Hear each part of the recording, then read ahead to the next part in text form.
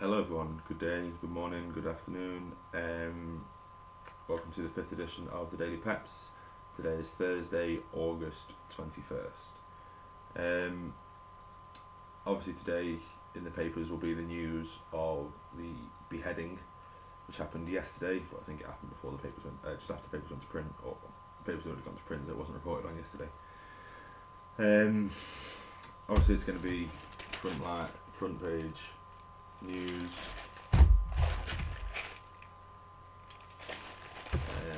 It's quite a, don't know. It's quite a bizarre one. This, I think, obviously, terrible news. This shouldn't be happening to anyone, anywhere. But I think for the press and people's general reaction, it's more pertinent because it's a Westerner. I mean, it wasn't British either, so it's just a Westerner. We're sort of captivated now because it's a Westerner that's been beheaded, and it's not the first time this has happened.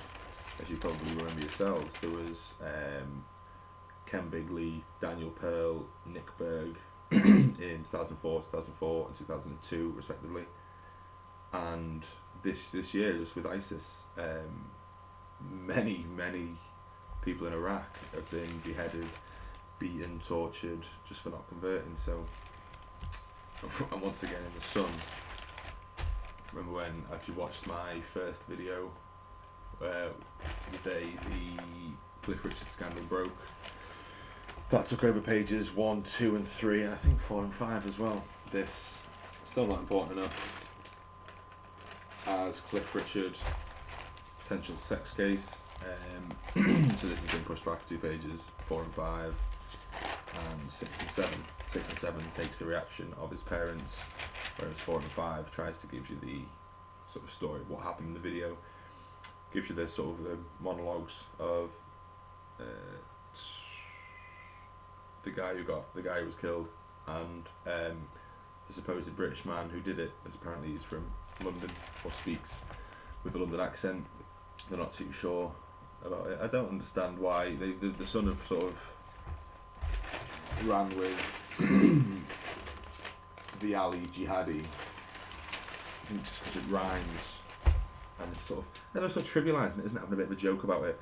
The Ali Jihadi, and they've opened with the Ali G accent of the Jihad Brit. I don't think he's got an Ali G accent. I think it's just a general sort of London accent with maybe some foreign in it, which quite a lot of the London accent is these days because the multicultural society in which is in London, so you're gonna get accents that are slightly different, mixed in with sort of different foreign accents as well. I wouldn't say it's an Ali G accent, I've not heard the accent myself, I've not seen the footage. And then just down here, just a picture of President Obama with Ali G. No real reason to run with the Ali G stuff. I think you've got enough content to not need to compare him to Ali G. I feel quite bad if I was Ali G being compared to a jihadist going around beheading people. But it's sort of in the Daily Mail, they run with it on page 1, 2, 3, 4, 5, and then 6 and 7 is the PM's back off holiday, but it won't record Parliament, and this page is what Bush and Blair are currently doing while Iraq, which was sort of their decision to go in on, while that rages on. What are they doing? Pouring ice over the red and having food. I suppose everyone needs to eat, don't they? So, but I find it quite bizarre how I think it's just because it's a Western who's been killed now that we're so captivated by it. I mean, like I said, Iraqis have been being killed in that country by ISIS for a very long period of time now, and we haven't been, it's been reported on, but it's not necessarily been, you sort of read about it and go, alright, yeah. But now it's a white man, now it's a Westerner. The man was from England who done it. England, people from Britain may have done a lot of the other stuff as well. We don't know. And do we care? Really? I don't know. Do people care? Now it's a Westerner. People seem to care. Now action will probably be taken.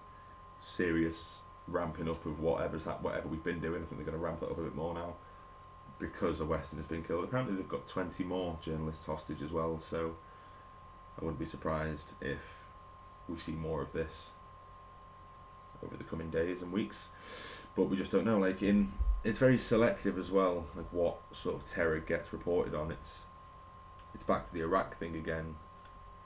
Is it getting steam because we have financial interests in Iraq, we have political interests in Iraq? Is that why we're sort of policing this now? Is that why we're so interested in it now?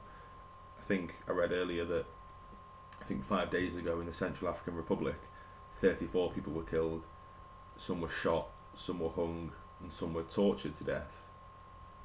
You don't hear about that. Like essentially 34 people have died, and one man has died. How can this one person sort of take precedence over 34? We're very selective in what we report on, and what politically we sort of take a stand on as well. It'd be interesting. Like, people should look further into it. Why are we so interested in what's happening in Iraq? Because the same thing's happening around the world. Why are we solely concentrating in Iraq? Do we feel a sort of sense of responsibility from the war earlier on in the century, or is there other gains? Is there financial gains? Is there political gains? That's for sort of people to do their own research on, I guess, and to come up with their own opinion on it. My opinion, I don't really know. I've not done enough research into the matter. I sort of wouldn't know really, but that might be something to look into really. Well, just a short one today, guys, just to bring you the ISIS stuff. That's pretty much dominating the papers, so there's not much else going on, and I wouldn't want to sort of bring another story into it and try and have a laugh and a joke about it and sort of trivialise what I've talked about. That's what the Sun does, and I mock that, so it would be wrong of me to go down the same sort of road. Maybe another story later on, another video later on today, potentially to identify any sort of funny stories that have been in the press. But just this one for now, guys. All I'll sum up with is just this kind of thing is happening around the world daily. Our media only reports on selected bits of it. I'm not too sure why. Potentially through for financial gain, political gain. Have a look at the people who own the papers. Do they have financial ties in these countries? Who knows? I've not done the research. Maybe someone could do the research and let me know. I don't know.